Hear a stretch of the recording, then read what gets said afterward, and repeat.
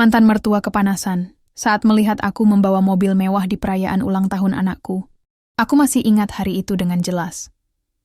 Hari di mana kebahagiaan yang kubangun selama 8 tahun bersama Yudi hancur berkeping-keping, seolah-olah tak pernah ada. Aku duduk di kursi dingin pengadilan agama, menggenggam tangan anak-anakku, Raka dan Rani erat-erat. Mereka diam, mungkin merasakan ketegangan di udara, meskipun mereka belum cukup paham apa yang sedang terjadi. Mataku tertuju pada Yudi, suamiku, lelaki yang pernah kukira akan menjadi pendamping hidupku sampai akhir hayat. Ia duduk di sisi lain ruangan, tampak canggung, dengan wajah yang tidak bisa kubaca.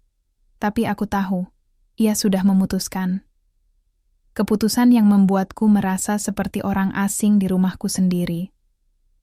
Semua ini bermula dari Usmi, ibu mertuaku. Sejak awal pernikahan, aku tahu hubungan kami tidak pernah baik. Usmi selalu menganggap aku terlalu muda untuk menikahi Yudi, terlalu kampungan dibandingkan keluarganya yang katanya lebih terpandang.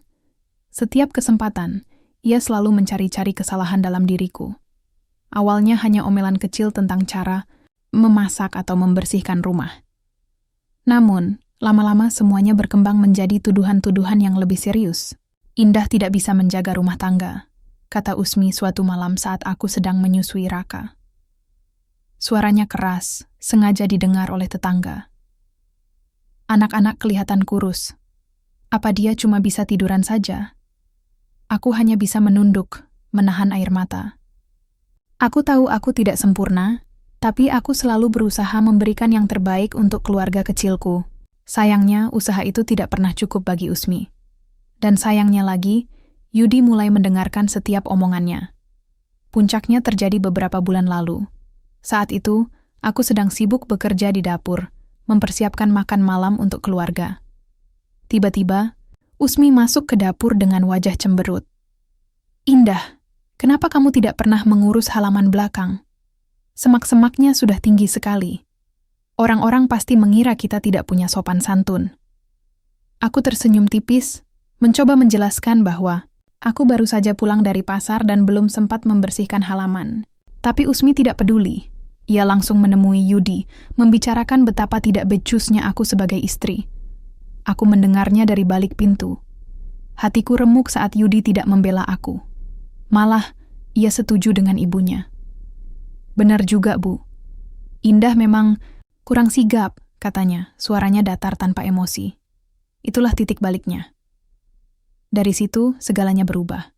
Yudi mulai menjauh dariku, lebih banyak mendengarkan ibunya daripada aku. Kami jarang bicara lagi, apalagi bercanda seperti dulu. Rumah yang dulunya penuh tawa, kini sunyi dan dingin. Dan kemudian, surat gugatan cerai itu datang. Aku tidak bisa percaya. Bagaimana mungkin Yudi bisa melakukan ini padaku? Padahal, dulu kami begitu bahagia. Kami membangun rumah ini bersama, melahirkan Raka dan Rani bersama. Tapi ternyata, semua itu tidak cukup untuk mempertahankan pernikahan kami. Di persidangan, aku mencoba membela diri. Aku ingin hakim tahu bahwa aku bukan wanita yang buruk seperti yang dikatakan Usmi. Aku ibu yang baik, yang selalu berusaha memberikan yang terbaik untuk anak-anakku. Tapi omongan Usmi lebih kuat. Ia berhasil meyakinkan hakim bahwa aku tidak layak memiliki hak asuh atas Raka dan Rani. "Hak asuh anak jatuh kepada tergugat," kata hakim dengan nada datar. Kata-kata itu terasa seperti pukulan keras di dadaku. Aku tidak bisa menahan air mata lagi. Aku menangis, memeluk Raka dan Rani erat-erat, seolah tak rela melepaskan mereka. Tapi aku harus. Aku tidak punya pilihan. Yudi dan Usmi menang. Aku kalah. Setelah sidang selesai, aku pulang ke rumah dengan hati hancur. Semua barang-barangku sudah dikemas dalam kardus-kardus besar. Rumah yang dulunya milikku, kini terasa asing. Aku tidak tahu kemana harus pergi. Yang aku tahu, hidupku tidak akan pernah sama lagi. Namun, di tengah rasa sakit ini, aku bertekad untuk bangkit. Aku tidak boleh menyerah. Aku harus membuktikan pada mereka, pada Yudi, pada Usmi, dan pada diriku sendiri, bahwa aku bisa menjalani hidup ini tanpa mereka. Meski sulit, aku harus melakukannya untuk Raka dan Rani, untuk masa depanku.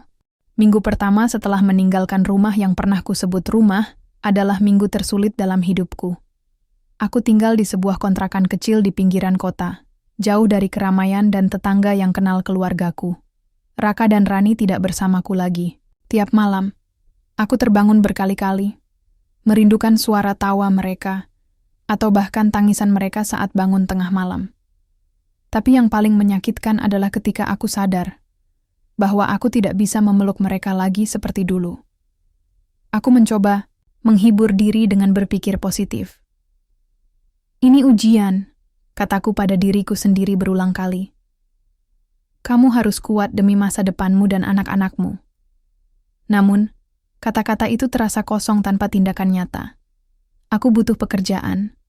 Aku butuh penghasilan untuk bertahan hidup, dan aku harus melakukannya secepat mungkin. Setelah beberapa hari mencari informasi lowongan kerja, aku akhirnya menemukan satu peluang. Sebuah perusahaan elektronik besar sedang membuka lowongan untuk tenaga sales. Awalnya, aku ragu. Aku belum pernah bekerja sebagai sales sebelumnya. Selama ini, aku hanya ibu rumah tangga biasa yang tugas utamanya adalah mengurus keluarga. Tapi aku tidak punya pilihan lain. Aku harus mencobanya.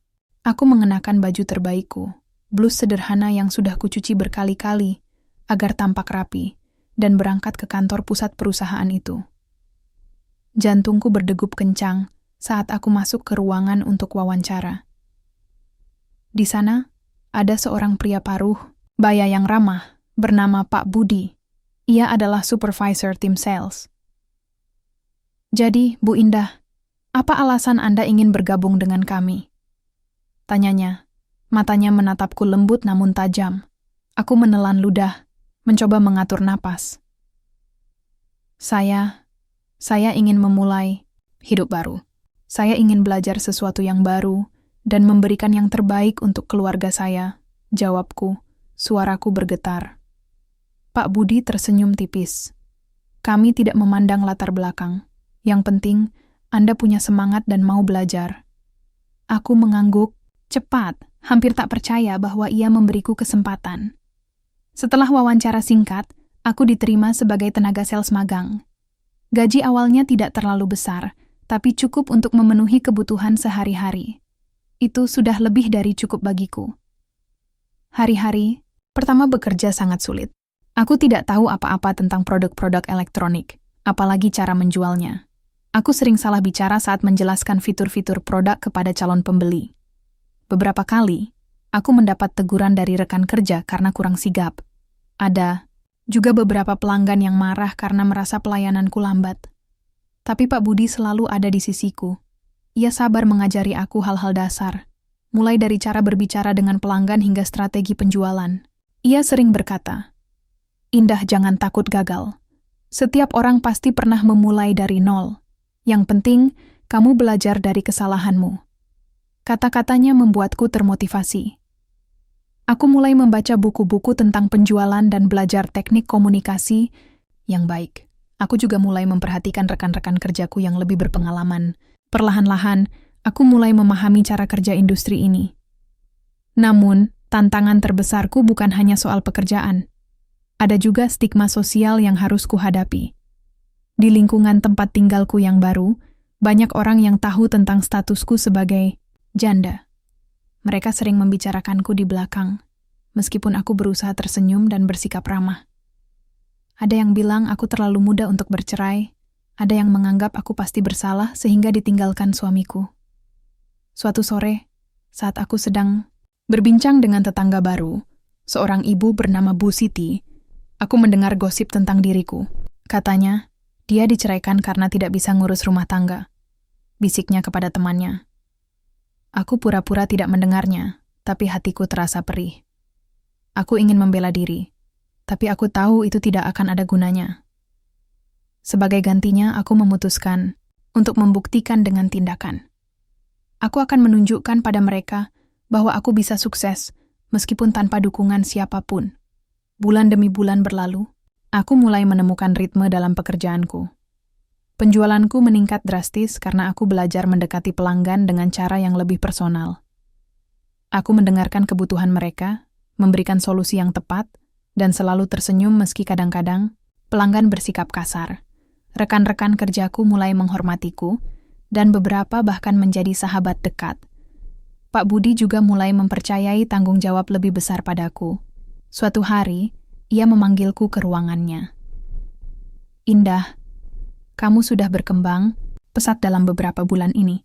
Kamu pantas mendapatkan promosi," katanya sambil tersenyum. Aku tidak bisa menahan senyum lebar mendengarnya. Promosi itu berarti gaji lebih besar dan kesempatan untuk membuktikan diriku lebih jauh. Aku merasa seperti akhirnya menemukan tujuan hidupku yang baru. Namun, di balik semua pencapaian itu, ada satu hal yang selalu mengganjal di hatiku. Raka dan Rani. Meski aku berhasil menemukan kebahagiaan baru dalam pekerjaan, aku masih merindukan mereka. Aku hanya diizinkan bertemu mereka 2 kali dalam sebulan. Itu pun di bawah pengawasan ketat Usmi. Setiap kali aku datang, Usmi selalu berdiri di dekat anak-anak, seolah-olah mengingatkanku bahwa aku bukan bagian dari kehidupan mereka lagi. Tapi, aku tidak menyerah. Aku tahu, suatu hari nanti, aku akan bisa membuktikan pada Yudi dan Usmi bahwa aku layak mendapatkan hak asuh atas anak-anakku. Hingga saat itu tiba, aku harus terus bekerja keras, terus maju, dan terus berjuang. Untuk Raka dan Rani, untuk masa depanku. Waktu berjalan cepat, dan tanpa terasa, sudah lebih dari setahun aku menjalani hidup baru sebagai seorang janda pekerja keras. Aku mulai menemukan ritme dalam rutinitasku, bangun pagi untuk bekerja, pulang ke kontrakan sederhana di sore hari, dan menghabiskan malam dengan membaca buku atau menonton film untuk melupakan rinduku pada Raka dan Rani. Kadang-kadang, aku merasa lega karena telah berhasil melewati hari-hari penuh tantangan ini. Tapi ada kalanya rasa sakit itu kembali menyergap, terutama saat aku memikirkan bagaimana Usmi terus-menerus mencoba memisahkan aku dari anak-anakku. Setiap kali aku datang untuk bertemu Raka dan Rani, suasana selalu tegang. Usmi selalu ada di sana, mengawasi setiap gerak-gerikku, seperti burung hantu yang siap menerkam mangsanya. Ia sering berkomentar sinis tentang penampilanku, meskipun aku selalu berusaha tampil rapi dan sopan. "Halah, masa janda begini masih pakai baju kayak orang kantoran," katanya suatu hari saat aku mengenakan blus biru muda dan rok hitam. Suaranya cukup keras untuk didengar oleh tetangga yang lewat. Aku hanya tersenyum tipis, mencoba tidak memberikan reaksi apapun. Aku tahu, jika aku membalas, ia akan semakin gencar menyebarkan gosip tentang diriku. Lebih baik diam dan fokus pada anak-anakku daripada menambah drama yang tidak perlu. Namun yang paling menyakitkan adalah cara Usmi mempengaruhi pikiran Raka dan Rani. Setiap kali aku datang, mereka tampak canggung, seperti tidak yakin apakah boleh berbicara denganku. Usmi sering membisikkan sesuatu kepada mereka, lalu mereka langsung menjauh dariku. Pernah suatu kali Rani bertanya padaku dengan polos, "Bu, kenapa kamu jarang datang?" Kata nenek, "Kamu sibuk kerja dan gak sempat mikirin kami." Hatiku remuk mendengarnya. Aku ingin menjelaskan bahwa aku selalu memikirkan mereka, bahwa aku bekerja keras agar bisa memberi mereka kehidupan yang lebih baik. Tapi aku tahu, kata-kataku tidak akan sampai ke hati mereka selama Usmi terus memengaruhi mereka. Jadi, aku hanya bisa memeluk Rani erat dan berkata, "Ibu selalu sayang sama kamu dan kakak Raka. Jangan pernah lupa itu ya." Sementara itu, hubungan Yudi dan Usmi juga semakin rumit. Awalnya, aku pikir mereka hidup bahagia tanpaku. Tapi ternyata, tidak semudah itu. Yudi mulai merasa lelah dengan sikap ibunya yang terlalu ikut campur dalam urusan rumah tangganya. Suatu sore, saat aku sedang berbincang dengan Bu Siti, tetangga baruku, ia bercerita tentang apa yang ia dengar dari keluarga Yudi. Kabarnya, Yudi sering berdebat sama ibunya soal kamu, kata Bu Siti pelan. Matanya berkilat seperti orang yang senang menyebarkan berita panas. Katanya, Yudi mulai nyesel udah cerai sama kamu. Ibunya terus-terusan ngomongin kamu di depan anak-anak, tapi Yudi nggak setuju. Aku hanya bisa menghela napas mendengarnya. Meski rasanya ada sedikit kepuasan melihat Usmi mendapat perlawanan dari anaknya sendiri, aku tidak bisa sepenuhnya merasa senang. Aku tahu, ini bukan tentang balas dendam. Ini tentang perjuangan untuk mendapatkan hak asuh atas anak-anakku. Keadaan semakin rumit ketika aku mulai mendapatkan pengakuan dari lingkungan sekitarku. Setelah beberapa bulan bekerja keras, aku berhasil menjadi salah satu sales terbaik di perusahaan. Atasanku, Pak Budi, memberikan penghargaan atas pencapaianku, dan beberapa rekan kerjaku mulai memandangku dengan hormat. Bahkan tetangga-tetangga di sekitar kontrakanku mulai mengubah pandangan mereka terhadapku. Suatu hari, saat aku sedang berbelanja di warung dekat rumah, Bu Siti datang dan berkata, "Indah, aku salut sama kamu. Kamu benar-benar kuat. Banyak orang yang bilang kamu hebat bisa bangkit dari perceraian." Aku tersenyum, merasa sedikit lega karena akhirnya ada yang menghargai usahaku. Namun, di balik senyum itu, aku tahu bahwa Usmi pasti akan merasa iri jika mendengar hal ini. Dan benar saja, beberapa hari kemudian, aku mendapat kabar bahwa Usmi semakin marah-marah di rumah Yudi. Katanya, "Indah sekarang jadi sales top di perusahaannya," ujar Usmi dengan nada menyindir, seperti yang aku dengar dari Bu Siti. "Masa mantan istri anakku lebih sukses daripada aku? Dia cuma janda biasa, kok sombong banget?" Aku tidak tahu persis bagaimana reaksi Yudi terhadap omongan ibunya itu. Tapi, aku bisa membayangkan betapa frustrasinya ia. Yudi mungkin mulai sadar bahwa aku bukan wanita yang lemah seperti yang selama ini digambarkan oleh ibunya. Mungkin ia mulai merasa bersalah atas keputusannya untuk menceraikanku. Meski begitu, aku tidak bisa terlalu banyak berharap pada Yudi. Aku tahu, yang harus kulakukan sekarang adalah terus maju dan membuktikan bahwa aku layak mendapatkan kesempatan kedua. Untuk itu, aku mulai mempersiapkan langkah besar berikutnya. Dengan tabungan yang kumpulkan dari bonus dan gaji bulanan, aku mulai mencari rumah kecil yang bisa kubeli. Aku ingin memiliki tempat tinggal yang stabil, sebuah rumah yang bisa kusebut milikku sendiri. Aku juga mulai memikirkan tentang mobil. Sebagai sales, memiliki kendaraan pribadi sangat penting untuk mobilitas kerja. Selain itu, aku ingin menunjukkan pada Usmi dan semua orang yang meremehkanku bahwa aku bisa sukses meski tanpa dukungan siapapun. Namun, di balik semua rencana itu, ada satu hal yang selalu kutanyakan pada diriku sendiri. Akankah aku bisa mendapatkan kembali hak asuh atas Raka dan Rani? Apakah aku cukup kuat untuk melawan Usmi dan Yudi di pengadilan sekali lagi? Untuk sementara, aku memilih fokus pada pekerjaan dan rencana hidupku. Aku tahu, suatu hari nanti, kesempatan itu akan datang. Hingga saat itu tiba, aku harus tetap tegar dan terus berjuang untuk Raka dan Rani, untuk masa depanku. Setelah lebih dari setahun bekerja keras, hidupku mulai berubah secara drastis. Aku tidak pernah membayangkan bahwa aku bisa mencapai titik ini. Seorang janda yang dulunya dianggap lemah dan gagal oleh banyak orang, kini menjadi wanita mandiri dengan karier yang menjanjikan. Tapi, seperti kata pepatah, roda kehidupan terus berputar. Dan untungnya, roda itu akhirnya berada di sisi yang lebih baik untukku. Semua berawal dari bonus besar yang kuterima di akhir tahun lalu. Sebagai salah satu sales terbaik di perusahaan, aku mendapat penghargaan atas pencapaian penjualan tertinggi selama 6 bulan berturut-turut. Bonus itu cukup besar untuk mengubah hidupku. Awalnya, aku hanya ingin menyimpan uang itu sebagai tabungan darurat. Namun, semakin lama aku memikirkannya, semakin kuat keinginanku untuk membeli sesuatu yang lebih berarti. Sesuatu yang bisa menjadi simbol kebebasan dan kesuksesanku. Pertama-tama, aku membeli rumah kecil di pinggiran kota. Bukan rumah mewah, tapi cukup nyaman untukku tinggali sendiri. Saat pertama kali masuk ke dalamnya, aku merasa ada rasa lega yang tak terkira. Ini adalah tempat yang benar-benar milikku, tanpa bayang-bayang Usmi atau Yudi. Aku bisa mendekorasi ruangan sesuai keinginanku, memasak makanan favoritku tanpa harus khawatir ada orang lain yang mengomentari. Rumah ini bukan sekadar tempat tinggal, ini adalah benteng kebebasanku.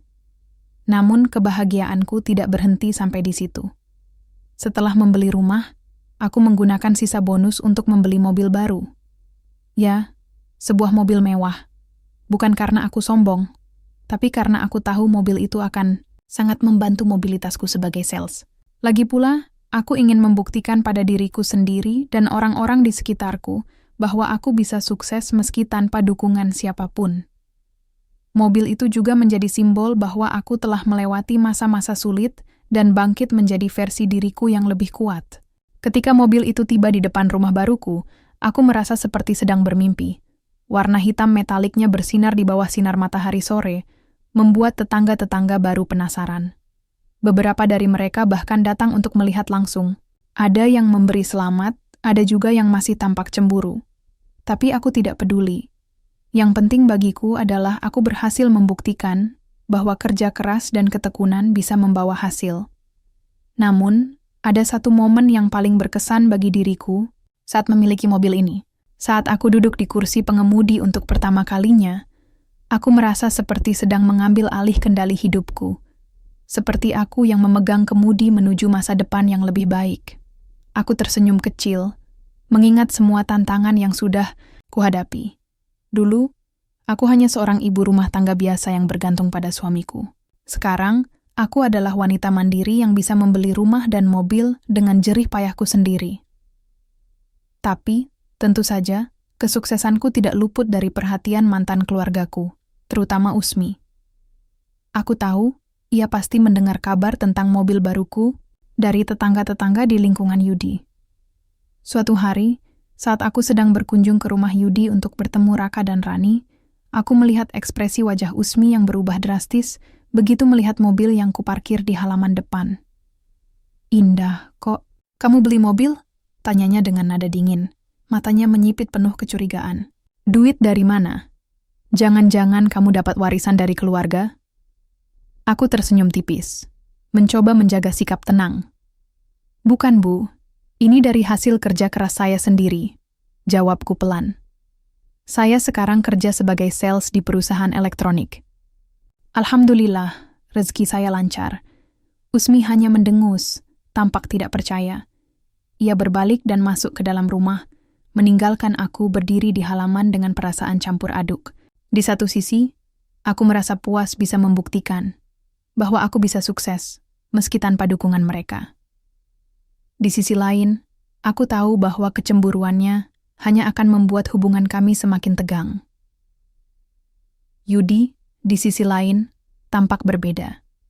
Ketika kami bertemu, di ruang tamu, ia tidak bisa menyembunyikan rasa irinya. "Indah, kamu hebat ya?" katanya dengan nada ragu, matanya tertuju pada mobil di halaman. "Aku nggak nyangka kamu bisa sampai segitu." Aku hanya mengangguk pelan. "Terima kasih, Yudi. Aku cuma berusaha menjalani hidup yang lebih baik." Ada sesuatu dalam suaranya yang membuatku curiga. Apakah ia mulai menyesal telah menceraikanku? Apakah ia sadar bahwa aku bukan wanita yang lemah seperti yang digambarkan oleh ibunya? Aku tidak tahu. Tapi yang jelas, aku tidak akan membiarkan diriku terjebak dalam emosi lama. Aku sudah melangkah jauh dari kehidupan itu. Namun, di tengah semua pencapaian ini, ada satu hal yang belum sepenuhnya bisa kuselesaikan. Hubunganku dengan Raka dan Rani. Meski aku sudah membuktikan bahwa aku layak mendapatkan hak asuh mereka, Usmi terus-menerus memengaruhi pikiran mereka. Mereka masih tampak canggung saat bertemu denganku. Seperti ada tembok besar yang memisahkan kami. Aku tahu, ini bukan hanya soal materi atau kesuksesan. Ini tentang membangun kembali kepercayaan dan kedekatan yang sempat hilang. Suatu malam, setelah pulang dari kunjungan ke rumah Yudi, aku duduk di teras rumah baruku, memandangi langit malam yang dipenuhi bintang. Aku merenungkan semua yang sudah kulalui dan apa yang masih harus aku hadapi. Aku tahu, perjalanan ini belum selesai. Tapi aku juga tahu, aku lebih kuat dari sebelumnya. Aku bisa melalui ini, untuk Raka dan Rani, untuk masa depanku. Hari itu adalah hari ulang tahun Raka dan Rani. 12 tahun yang lalu, aku melahirkan mereka dengan penuh cinta dan harapan. Saat pertama kali mendengar tangisan mereka di ruang persalinan, aku tahu bahwa hidupku tidak akan pernah sama lagi. Mereka adalah bagian terpenting dari diriku, alasan mengapa aku terus berjuang, meski dunia seringkali terasa begitu kejam. Namun, sejak perceraian itu, aku hanya bisa melihat mereka 2 kali dalam sebulan, dan itu pun di bawah pengawasan ketat. Usmi. Aku merindukan momen-momen kecil bersama mereka, memasak sarapan bersama, membantu mereka mengerjakan PR, atau sekadar duduk di teras sambil berbincang tentang hal-hal remeh. Semua itu hilang dalam sekejap karena keputusan pengadilan yang tidak adil, tapi hari ini istimewa. Ini adalah ulang tahun mereka yang pertama tanpa kita sebagai sebuah keluarga utuh. Meski aku tidak tinggal bersama mereka lagi, aku ingin merayakannya dengan cara yang spesial. Aku sudah membelikan mereka hadiah, 2 tas ransel baru dengan desain karakter kartun favorit mereka. Aku juga memesan kue ulang tahun berbentuk mobil balap untuk Raka dan boneka beruang untuk Rani. Semua ini kulakukan agar mereka tahu bahwa aku masih peduli pada mereka. Meskipun jarak memisahkan kita, aku datang ke rumah Yudi dengan mobil baruku. Sebelum memarkirnya di depan halaman, aku sempat ragu. Apakah ini akan membuat Usmi semakin marah? Apakah ini akan memperburuk hubunganku dengan anak-anak? Tapi kemudian aku menyadari bahwa aku tidak perlu merasa bersalah atas kesuksesanku. Mobil ini adalah hasil jerih payahku sendiri. Bukti bahwa aku bisa bangkit meski hidup pernah menjatuhkanku. Jadi, aku memutuskan untuk tetap parkir di sana, siap menghadapi apapun yang akan terjadi. Saat aku keluar dari mobil, mataku langsung tertuju pada Usmi yang sedang berdiri di dekat pintu masuk. Wajahnya langsung berubah saat melihat mobilku. Matanya menyipit, penuh kebencian dan iri. "Wah, Indah hebat ya," katanya dengan nada sinis, suaranya cukup keras untuk didengar oleh tamu-tamu lain. "Dulu di sini cuma jadi ibu rumah tangga biasa, sekarang malah pakai mobil mewah. Pasti dapat warisan dari keluarga, kan?" Aku tersenyum tipis, mencoba menjaga sikap tenang. "Bukan, Bu. Ini hasil kerja keras saya sendiri," jawabku pelan, namun tegas. "Saya cuma ingin anak-anak tahu bahwa ibu mereka bisa sukses, meski tanpa dukungan siapapun." Usmi mendengus, tapi tidak berkomentar lebih lanjut. Ia berbalik dan masuk ke dalam rumah, meninggalkanku berdiri di halaman dengan perasaan campur aduk.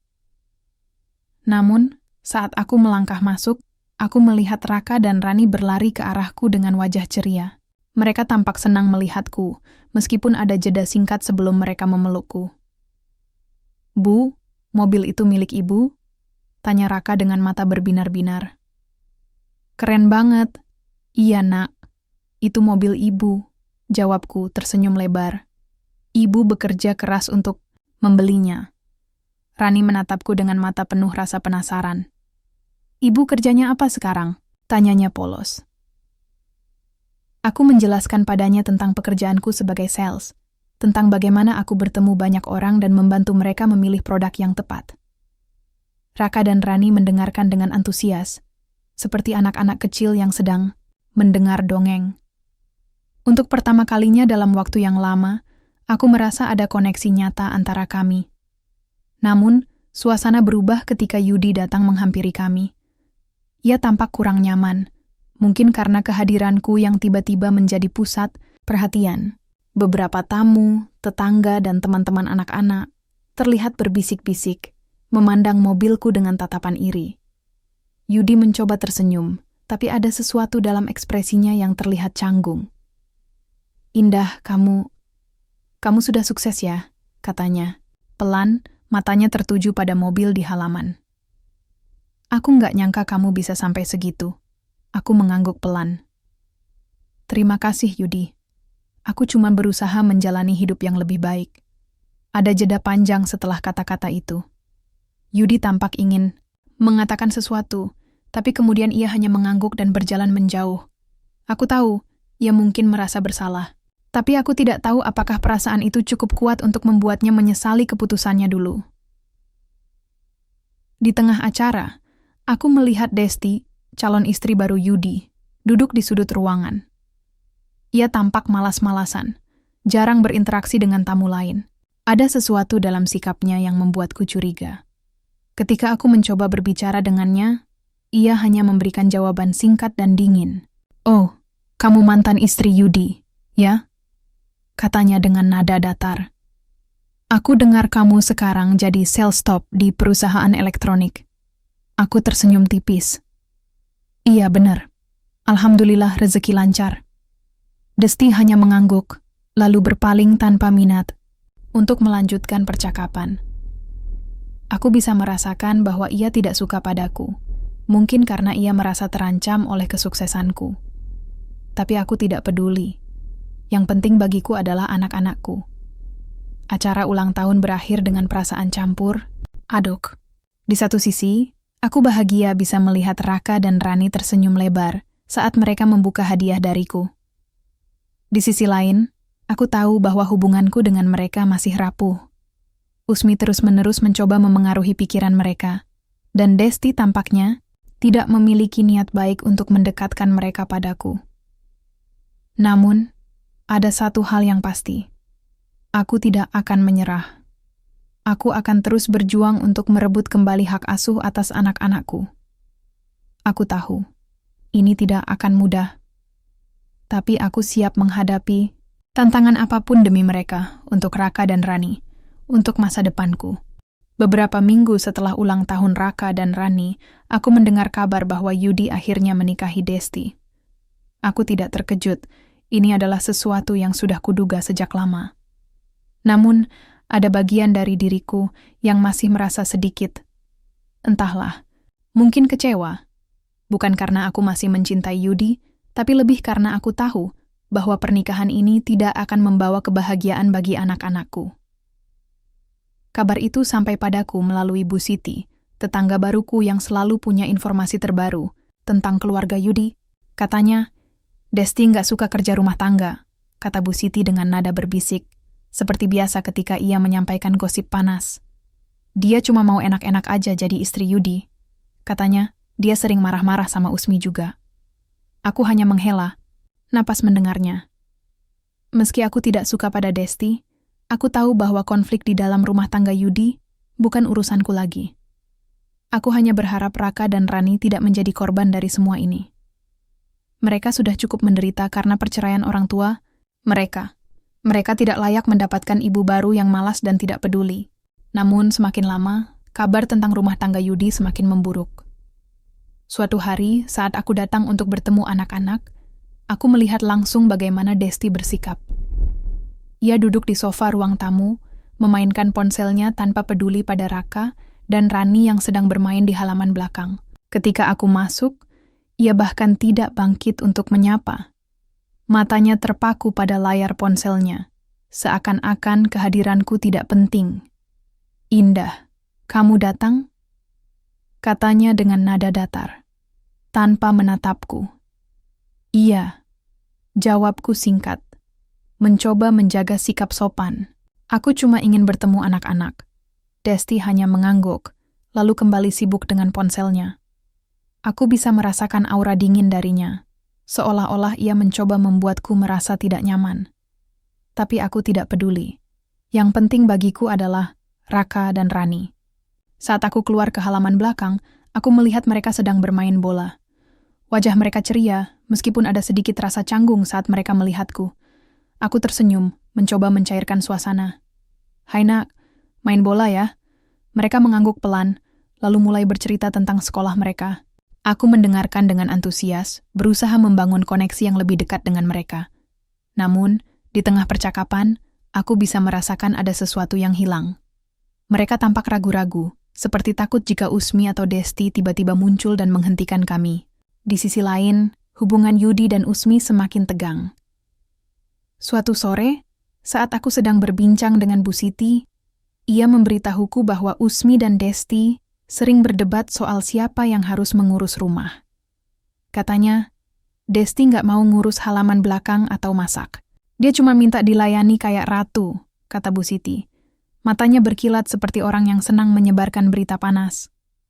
Usmi marah-marah sama Yudi, bilang kalau Desti nggak pantas jadi istri anaknya. Aku hanya bisa menggelengkan kepala mendengarnya. Aku tahu, Usmi mungkin benar tentang Desti. Tapi ironisnya, Usmi sendiri tidak pernah benar-benar peduli pada anak-anak. Ia hanya ingin mengontrol segalanya demi kepuasan egoisnya sendiri. Dan sekarang, Yudi harus menghadapi dua wanita yang saling bermusuhan di dalam rumahnya. Namun ada satu hal yang membuatku khawatir, kondisi emosional Raka dan Rani. Suatu kali, saat aku sedang berbicara dengan Rani, ia berkata sesuatu yang membuat hatiku remuk. "Bu, kenapa nenek dan ibu Desti selalu berantem?" Tanyanya polos. Aku nggak suka kalau mereka marah-marah. Aku memeluknya erat, mencoba menenangkan hatinya. "Ibu tahu, sayang. Tapi kamu jangan khawatir ya. Kamu masih punya ibu," kataku pelan, berusaha meyakinkannya. Rani mengangguk, tapi ada air mata yang mulai menggenang di matanya. Aku tahu, mereka butuh kasih sayang yang stabil. Mereka butuh seseorang yang benar-benar peduli pada mereka, bukan orang-orang yang hanya memikirkan kepentingan diri sendiri. Di tengah semua ini, aku mulai merencanakan langkah besar berikutnya. Aku tahu, inilah saat yang tepat untuk mencoba merebut kembali hak asuh atas anak-anakku. Kesuksesanku sebagai sales bukan hanya simbol kebebasanku, tapi juga alat untuk membuktikan bahwa aku layak menjadi ibu yang baik bagi Raka dan Rani. Aku memutuskan untuk menghubungi pengacara yang pernah membantuku di persidangan pertama. Setelah menjelaskan situasi terkini, ia setuju untuk membantu mempersiapkan dokumen-dokumen yang diperlukan. Namun, aku tahu ini tidak akan mudah. Aku harus membuktikan bahwa kondisi rumah tangga Yudi tidak sehat bagi perkembangan anak-anak. Aku juga harus meyakinkan hakim bahwa aku bisa memberikan lingkungan yang lebih baik bagi mereka. Untuk itu, aku mulai mempersiapkan segala sesuatunya dengan hati-hati. Dari rekaman percakapan dengan anak-anak, hingga testimoni dari rekan-rekan, kerjaku yang bisa membuktikan bahwa aku adalah wanita mandiri dan bertanggung jawab. Saat malam tiba, aku duduk di teras rumah baruku, memandangi langit malam yang dipenuhi bintang. Aku merenungkan semua yang sudah kulalui, dan apa yang masih harus aku hadapi. Aku tahu, perjuangan ini belum selesai. Tapi aku juga tahu, aku lebih kuat dari sebelumnya. Aku bisa melalui ini, untuk Raka dan Rani, untuk masa depanku. Minggu-minggu berikutnya, setelah aku memutuskan untuk mengajukan hak asuh kembali, hidupku dipenuhi dengan perasaan campur aduk. Di satu sisi, ada semangat baru yang menyala dalam diriku. Aku merasa lebih kuat, lebih yakin bahwa ini adalah langkah yang tepat demi Raka dan Rani. Tapi di sisi lain, ada juga rasa cemas yang menghantui. Cemas akan reaksi Yudi, Usmi, dan bahkan Desti. Aku tahu, mereka tidak akan menerima ini begitu saja. Namun, ada sesuatu yang mulai berubah secara diam-diam. Raka dan Rani, yang selama ini tampak canggung saat bertemu denganku, mulai menunjukkan tanda-tanda ingin mendekat lagi. Mereka sering bertanya tentang pekerjaanku, tentang rumah baruku, dan tentang bagaimana rasanya tinggal sendirian tanpa mereka. Aku bisa melihat ada rasa penasaran yang besar dalam mata mereka.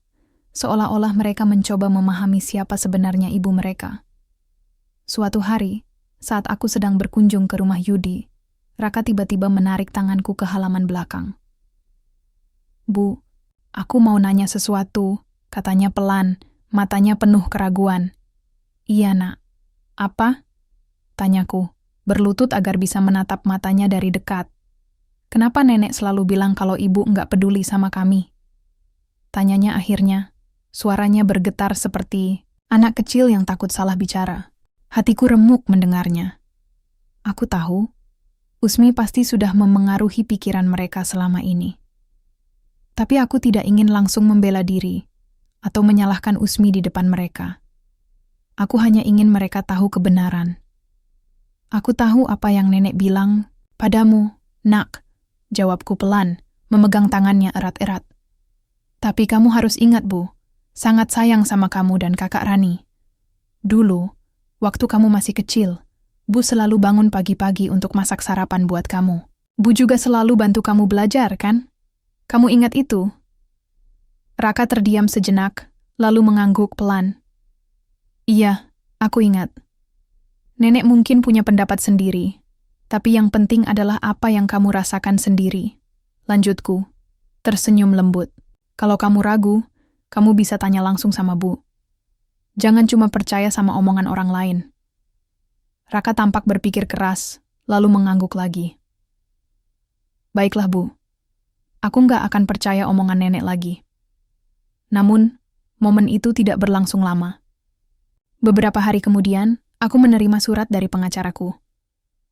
Isinya adalah informasi penting.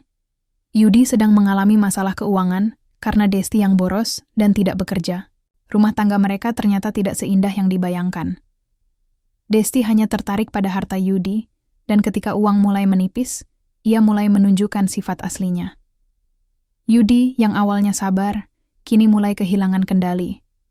Aku tahu, ini adalah kesempatan emas untuk membuktikan bahwa aku layak mendapatkan hak asuh atas anak-anak. Aku memutuskan untuk menghubungi Yudi secara langsung. Awalnya, aku ragu, bagaimana jika ia marah atau menolak untuk berbicara denganku. Tapi aku tahu, inilah saat yang tepat untuk berbicara dari hati ke hati. Pertemuan itu terjadi di sebuah kedai kopi kecil di pinggir kota. Yudi datang dengan wajah lelah, matanya tampak cekung, seperti orang yang belum tidur selama berhari-hari. Aku memesan 2 cangkir kopi dan menawarkan satu padanya. "Terima kasih sudah mau bertemu," kataku pelan. Mencoba menjaga suasana tetap tenang, Yudi hanya mengangguk lalu menyeruput kopinya. Ada jeda panjang sebelum ia akhirnya angkat bicara. "Indah, aku minta maaf," katanya. Suaranya bergetar seperti orang yang menahan emosi. Aku terkejut mendengarnya. Selama ini, aku tidak pernah berharap mendengar permintaan maaf darinya. "Maaf untuk apa?" tanyaku pelan. "Untuk semua yang aku lakukan padamu. Untuk perceraian itu. Untuk hak asuh anak-anak. Semuanya," katanya, matanya tertunduk. "Aku tahu aku salah. Aku terlalu banyak mendengarkan ibuku. Dan sekarang aku sadar bahwa dia tidak benar-benar peduli pada anak-anak.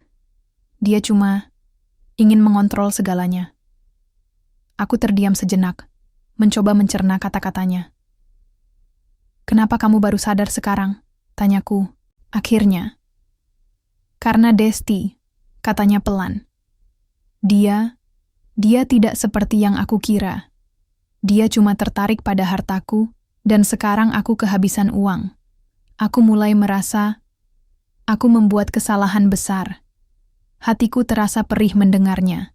Bukan karena aku merasa senang melihatnya menderita, tapi karena aku tahu bahwa Raka dan Rani adalah korban dari semua ini. "Yudi, aku tidak membenci kamu," kataku pelan. "Aku cuma ingin yang terbaik untuk anak-anak." Yudi mengangguk, lalu menatapku dengan mata penuh harap. "Indah, aku tahu aku nggak pantas minta ini, tapi bisakah kamu membantu aku? Anak-anak butuh lingkungan yang lebih baik. Mereka butuh ibu seperti kamu." Aku terkejut mendengar permintaannya. Ini adalah sesuatu yang tidak pernah kuduga Yudi meminta bantuan dariku. Tapi aku tahu, aku tidak bisa memberikannya begitu saja tanpa syarat. Setelah beberapa saat berpikir, aku mengangguk pelan. "Baiklah, aku akan membantu kamu," kataku akhirnya. "Tapi dengan satu syarat." "Apa syaratnya?" tanyanya. Matanya penuh harap. "Aku ingin hak asuh bersama atas anak-anak. Aku ingin mereka bisa tinggal bersamaku setidaknya separuh waktu. Dan aku ingin kamu berjanji untuk tidak lagi mendengarkan omongan ibumu soal aku," kataku tegas. Yudi terdiam sejenak, lalu mengangguk pelan. "Aku setuju," katanya akhirnya. "Aku janji." Di malam itu, aku pulang ke rumah dengan perasaan lega. Meski perjalanan ini belum sepenuhnya selesai, aku tahu bahwa aku sudah berhasil melewati tahap penting. Aku telah membuktikan bahwa aku layak mendapatkan kesempatan kedua sebagai ibu bagi Raka dan Rani. Dan yang lebih penting, aku telah membuka pintu menuju masa depan yang lebih baik bagi anak-anakku, untuk Raka dan Rani. Untuk masa depanku, beberapa bulan setelah pertemuan itu dengan Yudi, hidupku mulai berubah secara drastis. Setelah melalui proses mediasi panjang dan beberapa pertemuan intensif di pengadilan, hakim akhirnya memutuskan bahwa aku mendapatkan hak asuh bersama atas Raka dan Rani. Keputusan ini adalah hasil dari kompromi yang sulit antara aku dan Yudi. Tapi bagi anak-anak, ini adalah awal baru yang mereka butuhkan. Aku masih ingat hari pertama ketika Raka dan Rani akhirnya pindah ke rumah baruku. Mereka berdiri di depan pintu, terlihat ragu-ragu sekaligus penasaran. Aku tersenyum lebar, mencoba menenangkan hati mereka. Selamat datang di rumah ibu, kataku pelan, membuka pintu lebar-lebar untuk mereka masuk. Rani langsung berlari ke dalam.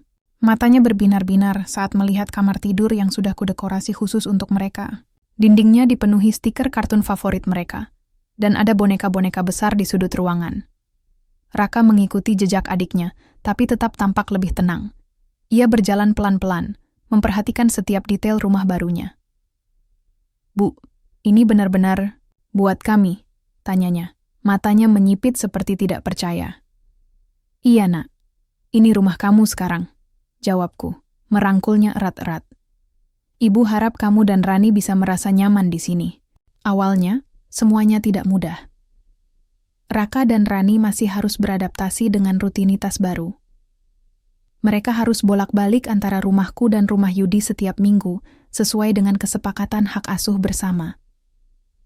Tapi lama-kelamaan mereka mulai terbiasa. Mereka juga mulai lebih terbuka tentang perasaan mereka padaku. Ada malam-malam ketika Rani duduk di tepi tempat tidurku, bercerita tentang bagaimana Desti sering marah-marah, atau bagaimana Usmi selalu mengomeli mereka soal nilai-nilai sekolah. Aku hanya mendengarkan dengan sabar, tanpa memberikan komentar negatif tentang siapapun. "Ibu nggak akan marah sama kamu, sayang," kataku suatu malam, mengelus rambut Rani lembut. "Kamu boleh cerita apa saja sama ibu. Nggak usah takut." Rani tersenyum, tipis, lalu memelukku erat. Saat itu, aku tahu bahwa tembok dingin yang selama ini memisahkan kami mulai runtuh. Mereka mulai merasa aman, dan itulah yang paling penting bagiku. Sementara itu, hubungan antara Yudi dan Desti semakin memburuk.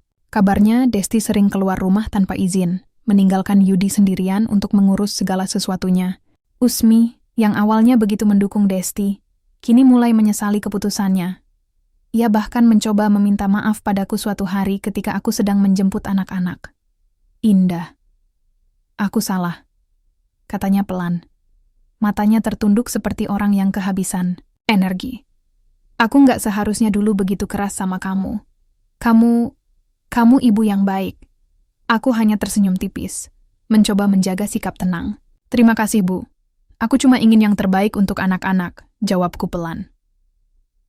Usmi mengangguk, lalu berbalik pergi tanpa berkata apa-apa lagi.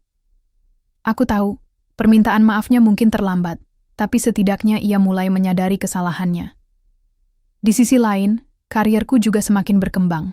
Setelah berhasil menjadi sales terbaik di perusahaan elektronik, aku mulai merencanakan langkah baru, membuka usaha kecil-kecilan di rumah.